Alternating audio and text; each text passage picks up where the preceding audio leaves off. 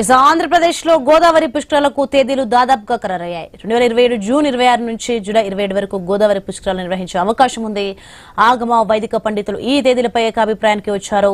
ఈ మేరకు ఏపీ ప్రభుత్వానికి దేవాదాయ శాఖ నివేదిక అందజేసింది.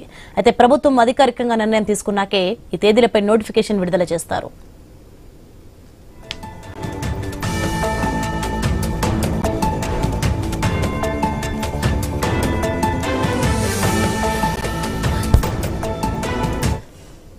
ఇక గోదావరి పుష్కరాలను నిర్వహించే తేదీలపై దేవాదాయ శాఖ అధికారులు ఇటీవల సమావేశం నిర్వహించారు. కోనసీమ, ఏలూరు, తూర్పు గోదావరి, పశ్చిమ గోదావరి జిల్లాలకు చెందిన ఆగమ వైదిక పండితులు తిరుమల తిరుపతి దేవస్థానం ఆస్థాన సిద్ధాంతితో కలిసి మొత్తం 16 మంది ఈ సమావేశంలో పాల్గొన్నారు. 2015లో జూలై 14 నుంచి జూలై 25 వరకు గోదావరి పుష్కరాలు నిర్వహించారు. ఏపీలో ఉన్నవారే కాకుండా వివిధ రాష్ట్రాల నుంచి పెద్ద సంఖ్యలో ప్రజలు వచ్చే అవకాశం ఉండడంతో దానికి తగ్గట్టుగా ఏర్పాట్లు చేయబోతున్నారు. రాజమండ్రిలో ప్రత్యేకంగా నిర్వహించిన సమావేశానికి మంత్రులు, ఎంపీలు, ఎమ్మెల్యేలు, ఉన్నతాధికారులు హాజరయ్యారు. దాదాపు 7 నుంచి 8 కోట్ల మంది భక్తులు వచ్చే అవకాశం ఉండడంతో దానికి తగ్గట్టుగా ఏర్పాట్లుంటాయని చెబుతున్నారు. 16 శాఖల పరిధిలో పనులు చేయడానికి 5,504 కోట్లతో ప్రతిపాదనలు సిద్దం చేశారు. ఇక ఘాట్లను విస్తరిస్తే రద్దీ నియంత్రణ సాధ్యమనే అభిప్రాయం వ్యక్తమైంది. స్నాన ఘట్టాలను గోదావరి ఘాట్లుగానే పేర్కొంటారు.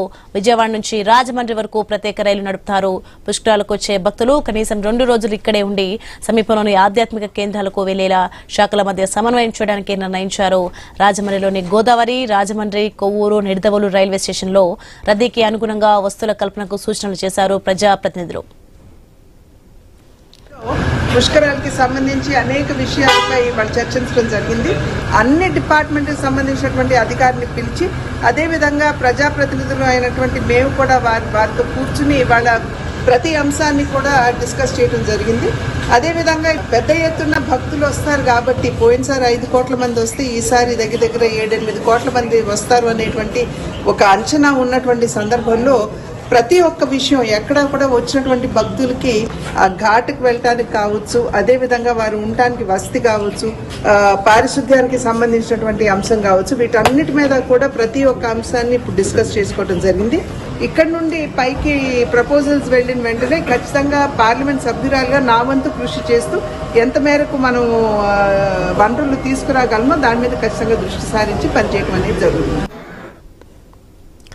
రైట్, ఇదే అంశానికి సంబంధించి మరింత సమాచారం రాజమండ్రి నుంచి మా ప్రతినిధి గణేష్ ఫోన్ లైన్ లో అందించే సిద్ధంగా ఉన్నారు. ఎస్ గణేష్, మొత్తానికి గోదావరి పుష్కరాల తేదీలు అయితే దాదాపు ఖరారయ్యాయి. మరి ఎలాంటి ఏర్పాట్లు చేయబోతున్నారు, ఏంటి?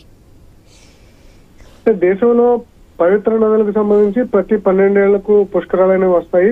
ప్రయాగలో ఏ విధంగా పుష్కరాలు సక్సెస్ అయ్యాయో ఇప్పుడు రానున్నటువంటి 2027లో ఆంధ్రప్రదేశ్ లో జరగబోయేటువంటి ఈ పుష్కరాలు కూడా అంతే స్థాయిలో సక్సెస్ చేసే దిశగా రాష్ట్ర ప్రభుత్వం అడుగులు వేస్తుంది. మహారాష్ట్ర, తెలంగాణ, ఆంధ్రప్రదేశ్ ఎక్కడైతే గోదావరి ప్రవహిస్తుంది ఈ ప్రాంతాల్లో పెద్ద ఎత్తున దేశవ్యాప్తంగా ఉన్నటువంటి ప్రజలు గోదావరిలో ఈ పుష్కరాలను స్నానం ఆచరించడానికి తరలి వస్తారు. ముఖ్యంగా గోదావరి పుష్కరాలంటే రాజమండ్రి పరిసర ప్రాంతాల్లోనే ఎక్కువ మంది వచ్చి ఇక్కడ స్నానాలు ఆచరించడానికి ఎక్కువగా ప్రయత్నం చేస్తుంటారు.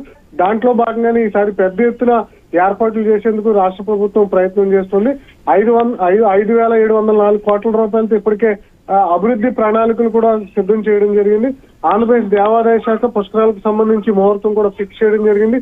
2027 జూన్ 26 నుంచి జూలై 7వ తారీఖు వరకు గోదావరి పుష్కరాలు నిర్వహించాలని చెప్పి ఆగమ వైదిక పండితులు ఏవైతే సూచనలు చేశారో ఆ సూచనలకు అనుగుణంగానే రాష్ట్ర ప్రభుత్వానికి నివేదిక పంపించింది. త్వరలో ఈ 2027 జూన్ 26 నుంచి జూలై 27 వరకు ఈ 12 రోజుల పాటు జరగబోయేటువంటి ఈ పుష్కరాలకు సంబంధించి అధికారిక నోటిఫికేషన్ ఆంధ్రప్రదేశ్ ప్రభుత్వం ఆ తేదీలతో ఖరారు చేయనటువంటి తేదీలతో ఫైనల్ అంటే తుది తేదీలను ప్రకటించేటువంటి అవకాశం కనిపిస్తుంది. ఈసారి 7 కోట్ల నుంచి 8 కోట్ల మంది ప్రజలు వస్తారని చెప్పి అంచనా వేస్తున్నారు. ఇదే క్రమంలో ఈ భక్తుల రద్దీని దృష్టిలో పెట్టుకుని ఆర్టీసీ సేవలు కావచ్చు, అదేవిధంగా రైల్వే సేవలు కావచ్చు, వీటన్నిటిని కూడా పకడ్బందీగా ఏర్పాట్లు చేయాలని చెప్పి రాష్ట్ర ప్రభుత్వం భావిస్తుంది. ఎందుకంటే 2015 పుష్కరాల్లో కూడా ఇప్పుడు ఉన్నటువంటి కూటమి ప్రభుత్వంలో భాగమైన అప్పుడు తెలుగుదేశం ప్రభుత్వం ఉండేది. అప్పుడు కొంత తొక్కిసలాటలు జరిగి 25 మంది చనిపోవడం అది వివాదానికి దారితీస్తుంది.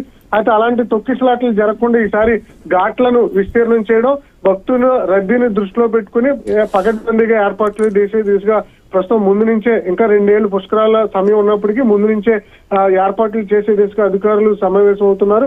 ఇప్పటికే రాజమండ్రి కేంద్రంగా ఒక కీలక సమావేశం జరిగింది. ఈ సమావేశంలో 16 శాఖలకు సంబంధించినటువంటి అధికారులు పాల్గొనడం జరిగింది. ఎలాంటి ఇబ్బంది లేకుండా ముఖ్యంగా తూర్పుగోదావరి జిల్లా, కోనసీమ జిల్లా, ఏలూరు జిల్లా, అదేవిధంగా అల్లూరు జిల్లా ఈ జిల్లాల్లోనే గోదావరి ఎక్కువగా ప్రవహిస్తుంది కాబట్టి ఈ జిల్లాల్లోనే ఎక్కువగా ఫోకస్ ఉంటుంది. ప్రజలంతా కూడా ఇక్కడికే తరలి వస్తారు. అందువల్ల వారికి ఎలాంటి ఇబ్బంది లేకుండా తాగునీటి